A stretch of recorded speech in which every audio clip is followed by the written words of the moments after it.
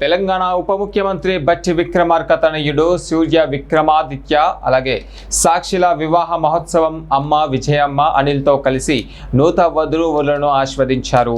ఇద్దరి జీవితం అంతులేని ప్రేమ అనురాగాలతో సుఖ సంతోషంతో సాగాలని మనస్ఫూర్తిగా ఆకాంక్షిస్తూ విక్రమాదిత్య సాక్షిలకు శుభాకాంక్షలు తెలియజేశారు.